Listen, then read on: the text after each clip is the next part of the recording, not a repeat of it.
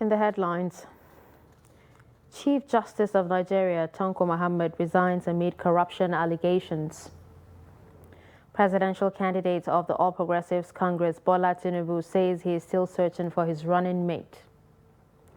Zamfara Commissioner of Police warns that ban on firearms is still in force as government directs residents to obtain guns against bandits. On the foreign scene, 4 killed after stand collapses during Columbia bullfight. Hello and welcome to Trust News Update. I'm Dashan Husseina Usman.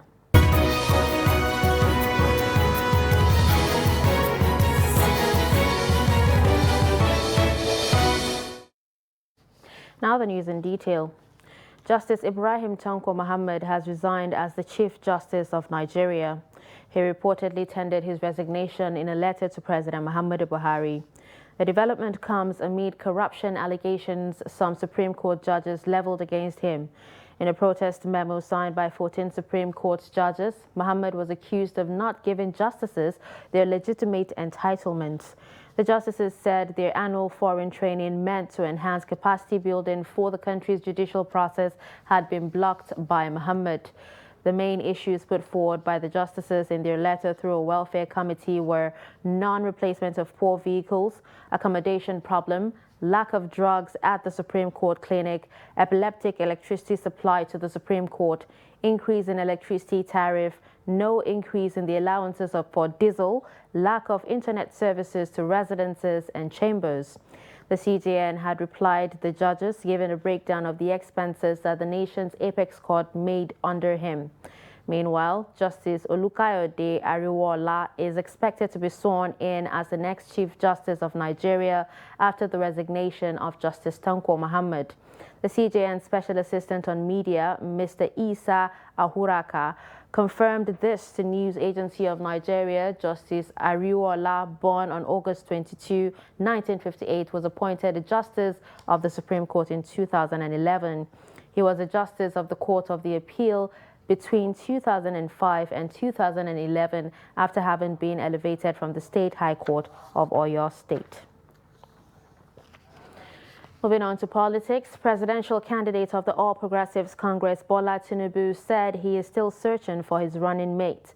He stated this in Abuja while delivering a keynote address at the 60th birthday celebration of the Speaker of the House of Representatives, Femi Gbajabiamila.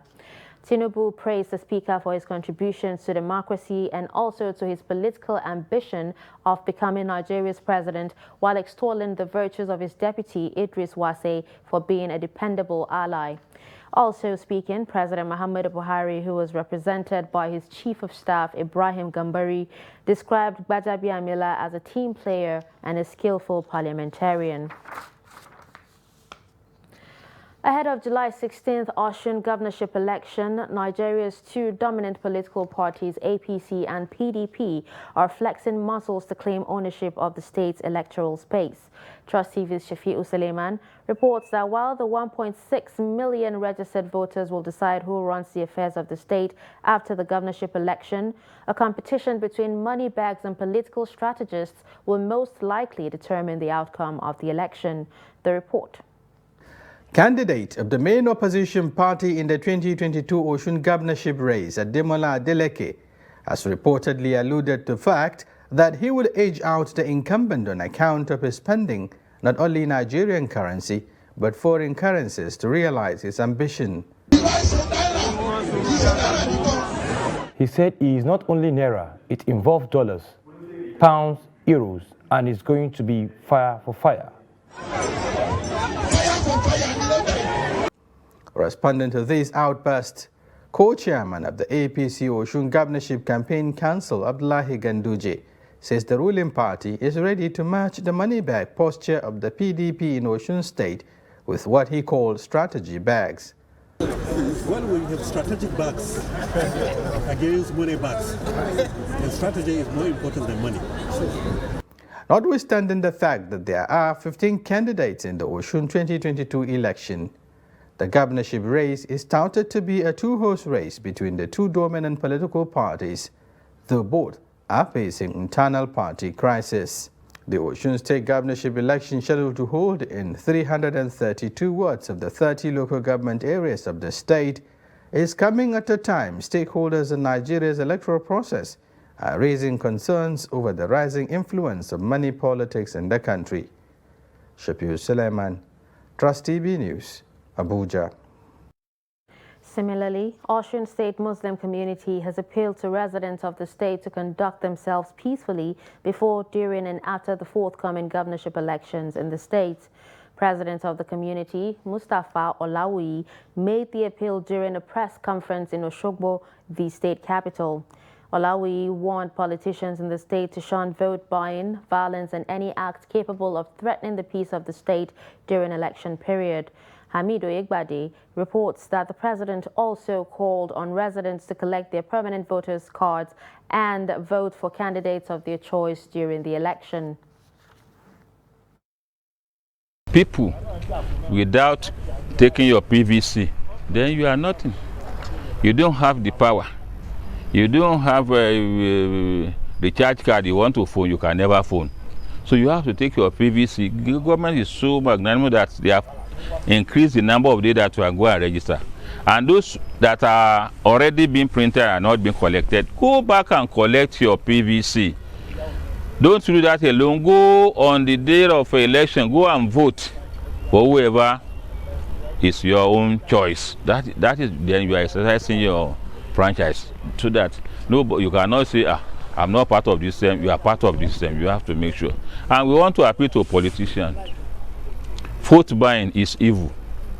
It's bad. It's not. It's unfortunate, especially in this country, that we turn. It's a way of turning, judges upside down. You coerce people when you give him or her money to vote for you. It's not having a free mind to do it again. And that destroys the nation. You put people that are not fit into government and nothing goes on.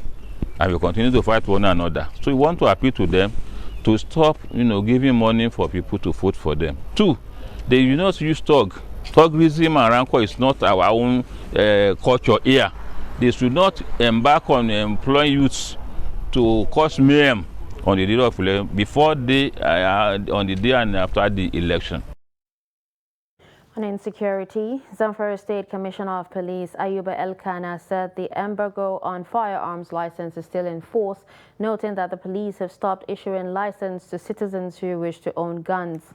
While reacting to the announcement by the State Commissioner for Information that residents of the state should prepare to obtain guns to defend themselves against bandits who have been terrorizing the state, the Commissioner of Police in a telephone interview with Punch said he is yet to receive any directives. He said the police is doing its best to protect the people, adding that of recent, many people have been rescued from bandits.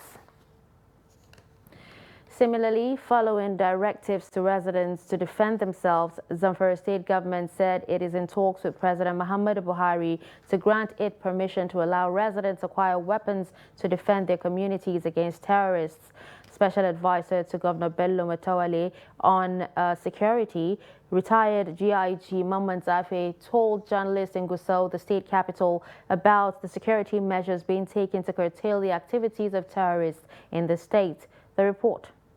The recent upsurge of terrorist activities in Zamfara state has compelled the state government to take hard decisions and security measures to address the menace, to enable residents and farmers to go about carrying out their lawful activities in the state without fear of terrorists. The State Commissioner for Information, Ibrahim Dosara, lamented that Zamfara state is in a serious security crisis as the state has become a colony of banditry in Nigeria. He explained that though the federal government has since placed embargo on issuing of license for individuals to possess arms, but the security situation in the state is further deteriorating and becoming uncontrollable, hence the need for the state government to dialogue with President Muhammadu Buhari to allow residents obtain licenses to own guns to defend themselves. The weapons are allowed under the Act, the Arms Possession Act. They are all defined. They be for self-defense and what have you, especially in our situation now, which is almost a war-like situation. In that case, there is ample permission for somebody not to allow his life to be wasted. So any gun that you know will protect will be lawfully given and licensed by the constituted authority and as under the Firearms Act. On whether the security agencies have failed in the fight against terrorists, the state official said they did not, but commended them for putting their best to tackling the prevailing security challenges in the state. I always commend the efforts of the security agencies, especially on the background of the nature of the crisis. In every country, you see a guerrilla fight. Guerrilla is a very difficult situation to face. They have the advantage more than we do have, and they have monopolized the most strategic side of where, even if we are taking the battle to them, we have to be exceptionally very, very careful. The Zamfara state government believes the security measures being put in place will create conducive atmosphere for farmers to return to their farmlands to engage in farming activities for bumper food production to boost economic activities in the state. The Nigerian Army on Sunday said joint operatives comprising 302 Regiment, Navy, DSS and police have cleared a camp belonging to the indigenous people of Biafra and Eastern Security Network at Idara, Nebo, Ihembosi villages and Ukbo in Newi South local government area of Anambra State. Brigadier General Onyema Nwachukwu, Director Army Public Relations, in a statement said the troops recovered 2 AK-47 rifles, 3 magazines with 5 rounds of 7.62mm special ammunition, 2 pump-action rifles, 1 locally fabricated gun, 3 power generators, among others. Similarly, troops of 103 Battalion conducted a raid operation on IPOB ESN camps at Nkwere Nyi Forest in Oji River local government area of Enugu State, forcing the criminals to flee in disarray. It said the troops recovered 1 Lexus and a Toyota Highlander SUV suspected to have been snatched by the criminals. They also recovered 2 motorcycles, 1 double-barrel gun and 7 live cartridges. The statement enjoined members of the public to continue to provide useful and credible information on the activities of the criminal elements in the region. You're watching Trust News Update. Coming up after the break. Is bread no longer on the menu? Find out when we come back after the break. Do stay with us. Times have passed, and with it so many things that once were our visual delights. Technological advancement has brought about tremendous changes in the way and manner media deliver content to its audience. As it continues to reposition itself to serve you much better, Media Trust Limited is rebranding its logo and visual identity to reflect our current vision and futuristic drive. We have spread our tentacles beyond the pages of the newspaper to the digital space.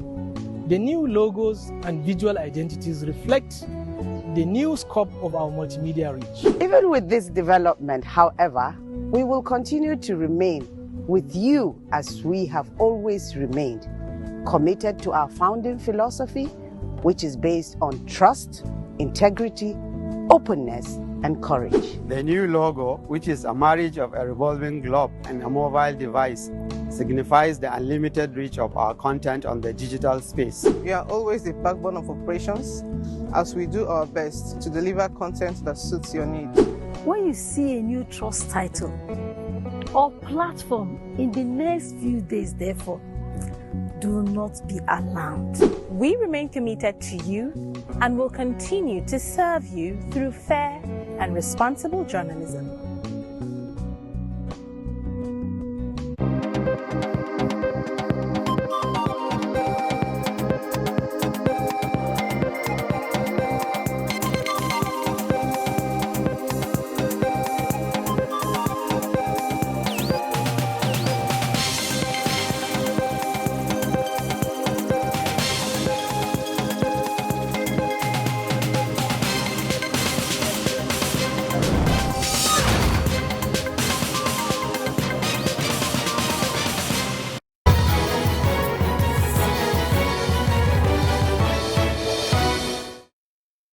Welcome back and thanks for staying with us. Let's take a look at some of our top stories. We told you that Chief Justice of Nigeria, Tanko Muhammad, resigns amid corruption allegations. You also heard that presidential candidate of the All Progressives Congress, Bola Tinubu, says he is still searching for his running mate.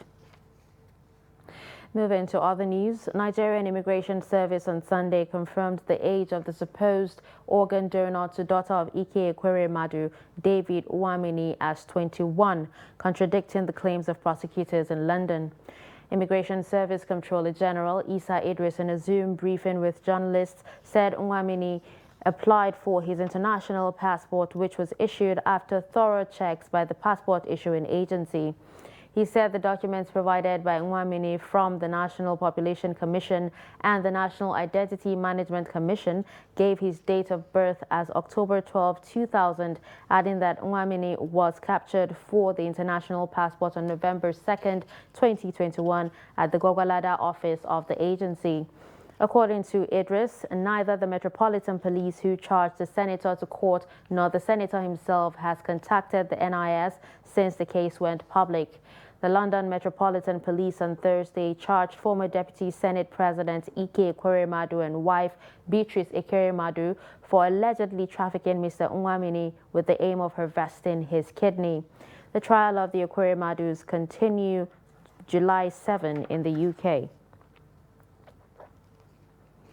Planned nationwide strike by Bakers Association of Nigeria because of rising prices of essential commodities and other ingredients used in making bread and snacks is a source of worry to bread consumers in Bauchi State. Residents urged all stakeholders and the government to find a way out to avoid pushing the masses into more hardship. Trust TV's Adamu Imam reports. Bread is a staple food for both rich and the poor. But rising price of bread is something that is giving the poor a nightmare. When Bakers Association contemplated strike over rising cost of production, many said more hardship will be inflicted on the poor. Salis Bala and Mustafa Musa both reside in Bauchi, and the two said price of bread has increased but quantity and quality remain the same. Prices of generally essential commodities is becoming unbecoming, not only the bread. But coming to bread in particular, if we consider that bread before as a common food meal by ordinary Nigerians. But recently, due to the price increase on daily basis, it's becoming unbecoming. They increase the price, but no quality. It's good in business to maintain quality products for customer satisfaction, but it's still like form most of the breads here in Bauchi.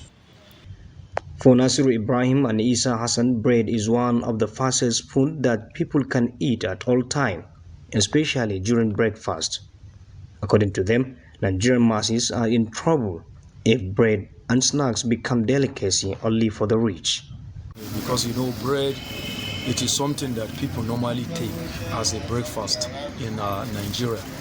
And of recent, the price has been hiked. If you look at it, it's not good. But the issue of them going on strike, is highly unfortunate, because if they go on strike, life will become more difficult, because, bread, like I've earlier said, is one of the things that we use for breakfast. In general, I think 3 days ago, I bought a measure of flour for 900 naira. So, in a way, you cannot blame the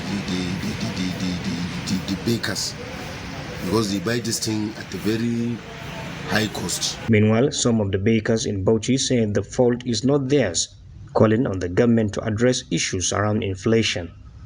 There is ongoing rumors they say we are going to embark on strike. It's true. It's not a rumor. It's true that we are going to preferring to engage with strike, because the issue of inflation or the issue of price increase in our materials, raw materials, the product we are using in the production of bread is rising at the rate of, what should I call it, rate is at the highest level. So we don't want that to happen. That is why we are trying to see we do something that will at least call the attention of government to take some action so that we can all benefit from it. Adam Imam, Trust TV News, Bauchi. Moving to crime, the Nasarawa State Commander of the National Drug Law Enforcement Agency said it has arrested no fewer than 240 suspected drug traffickers in the state. The narcotics commander of the agency, Peter Onche Odaudu, who revealed this to the grand finale of the 2022 United Nations International Day Against Drug Abuse and Trafficking in Lafia, the state capital, said the command seized about 251 kilograms of illicit drugs in the state. The report. NDLEA boss said out of the total numbers of drug suspects apprehended from January to June 20, 2022, 235 were males, while 5 were females. Speaking on this year's theme, addressing drug challenges in health and humanitarian crises, the commander revealed that the command successfully prosecuted and secured 37 convictions of the defendants before the Federal High Court, noting that many cases are ongoing at various stages of trials. As you're already aware, June 26th of every year has been set aside by the United Nations for all member nations to commemorate the UN Drug Day. The essence, which is to afford all countries an opportunity to appraise their counter-narcotic efforts in the past year. This appraisal will then reveal the weak areas that need to be improved upon and the areas of strength that must be sustained.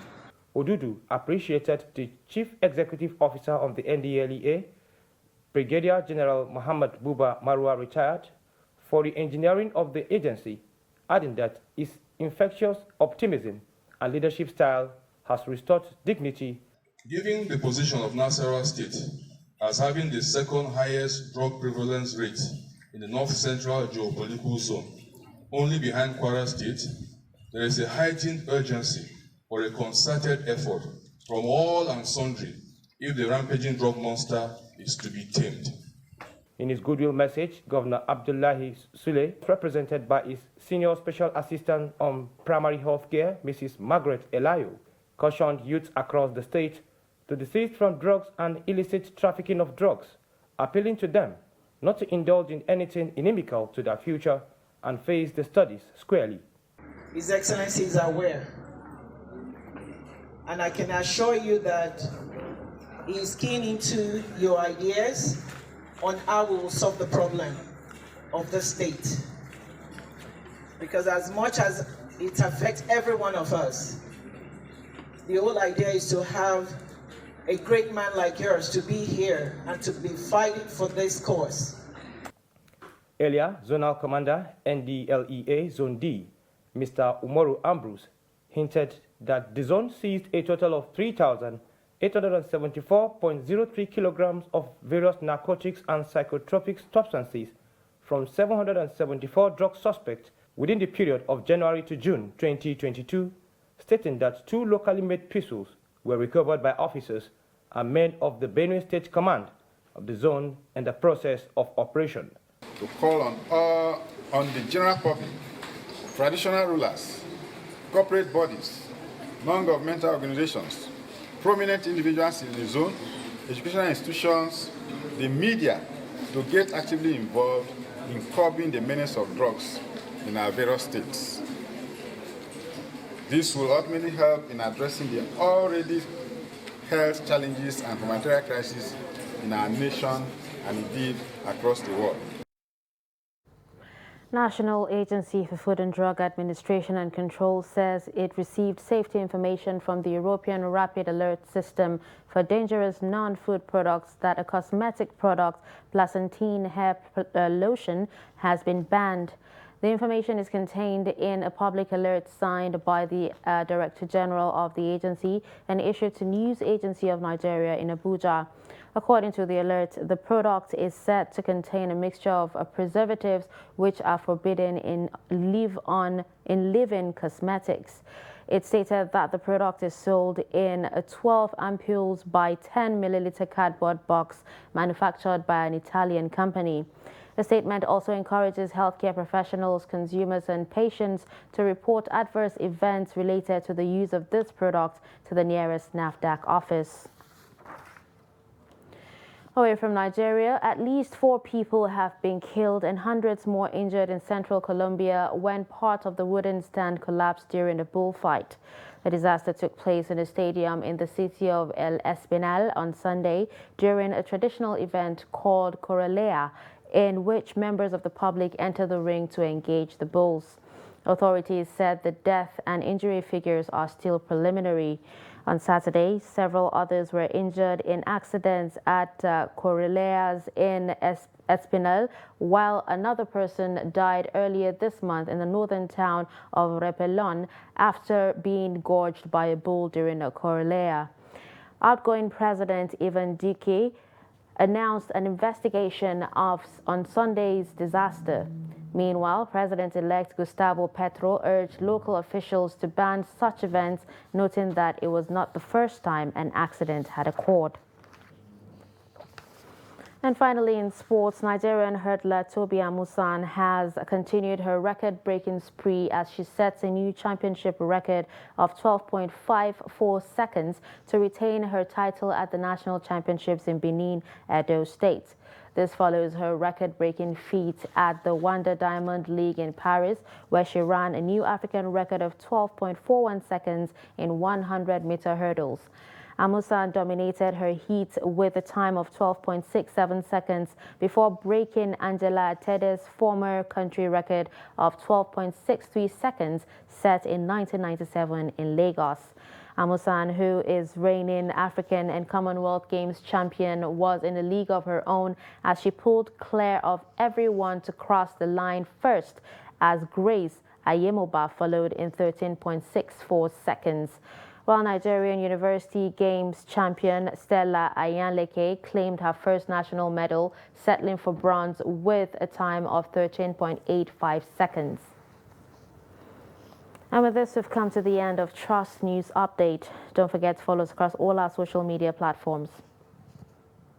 I'm Dashan Husseina Usman. Thanks for watching.